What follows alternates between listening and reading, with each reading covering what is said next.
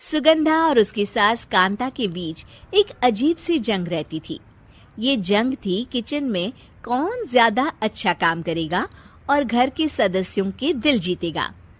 और उनकी इस जंग में हमेशा कुर्बान होते थे उनके दोनों पति। कैसे? आइए देखते हैं इस किचन पॉलिटिक्स की कहानी में। एक दिन किचन में, माँ जी, आज मैं बना रही हूँ मेथी की सब्जी। इस खाने से घर वालों के पेट की सारी समस्या खत्म हो जाएगी। और मैं बना रही हूँ तड़के वाली छाछ, जिसे पीते ही गैस की समस्या कभी नहीं होगी। दोनों अपने अपने खाने को लेकर टेबल पर पहुंच जाती हैं। तभी सुगंधा के ससुर उसकी बनाई सब्जी की तारीफ कर देते हैं। अरे वाह, मेथी की सब्जी भी बनी है, बड़ी ही स्वादिष्ट है। वाह बहू वाह। अरे बहू, लेकिन इसमें इतनी सारी मेथी बर्बाद करने की क्या जरूरत थी? देखिए माँ जी, ये तो वो मेथी है जो आप रात में भिगोकर सुबह उसका पानी पीती हैं, और जो मेथी फेंक देती हैं उसी से मैंने ये सब्जी बनाई है। अरे वाह बहू, तुमने तो बड़ा ही समझदारी का काम किया। बस अब क्या था, कांता जी का तो मानो ये सुनकर खून ही सूख गया। वो फैसला कर लेती है कि किसी भी तरह वो अपने खाने की तारीफ लेकर ही रहेगी और सुगंधा को किचन में उसकी कमियां गिनाएगी। कांता फ्रिज खोलकर देख रही होती है और फिर सुगंधा से कहती है, अरे बहू, ये क्या, पूरा फ्रिज गंदा पड़ा है। तभी वहां सुगंधा का पति आ जाता है।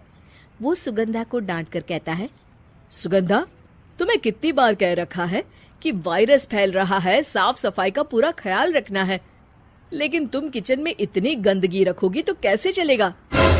सुगंधा सास की तरफ देखती है जहां वो मुस्कुरा रही होती है। सुगंधा समझ जाती है कि सास ने उससे बदला लेने के लिए ये सब किया है। दोनों रात के खाने की तैयारी में लग जाती हैं। दोनों ना एक दूसरे की तरफ देखती हैं और ना ही एक दूसरे से बातें करती हैं। रात को खाने की टेबल पर एक एक कर दोनों कई तरह के अलग अलग व्यंजन टेबल पर लगा देती हैं और अपने अपने पति के पास जाकर खड़ी हो जाती हैं।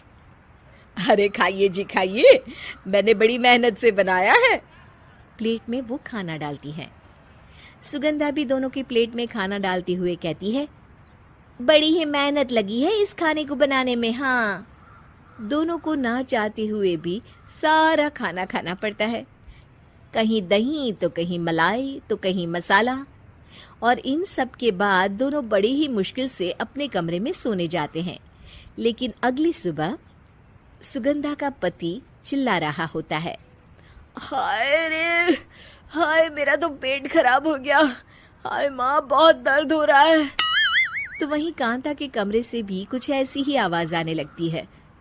हे भगवान, इस सास बहू की लड़ाई हमारी जान लेकर रहेगी। जाओ कोई डॉक्टर को बुला कर लाओ। डॉक्टर आते हैं। दोनों को देखकर कांता और सुगंधा से कहती हैं, देखिए, आप दोनों इन्हें खाने में हल्का ही दीजिएगा। हो सके तो रात का खाना जल्दी खाया करे और वॉक किया करे। इतना कहकर डॉक्टर वहां से चले जाते हैं। जिसके बाद एक बार फिर से दोनों बहुएं किचन में जाती हैं और खाना बनाने में लग जाती हैं। रात में खाने के टेबल पर दोनों एक बार फिर से खाना लगाने लगती है। पापा जी, मैंने ये पतली मूंग की दाल की खिचड़ी के साथ ये पापड़ और पुदीने की चटनी भी बनाई है। अरे बहू, अभी अभी बेचारे पेट की बीमारी से गुजरे हैं, इतना भारी खाना तो डॉक्टर ने भी मना किया है ना। देखिए, मैंने आप दोनों के लिए सूप बनाया है। और दोनों उन लोगों की प्लेट में खाना डालने लगती हैं। तभी दोनों एक साथ बोल पड़ते हैं, बस करो, हमें माफ करो, हमें नहीं खाना इस घर में, ना खिचड़ी और ना ही सूप। हम इंसान हैं, एक वक्त में एक ही खाना खा सकते हैं। बस करो, हमें माफ करो, हमें नहीं खाना इस घर में, ना खिचड़ी और ना ही सूप। हम इंसान हैं, एक वक्त में एक ही खाना खा सकते हैं। इतना कहकर वो दोनों वहां से चले जाते हैं। कहानी का अंत। आप लोग उम्मीद कर रहे होंगे कि अंत में सब ठीक हो जाएगा।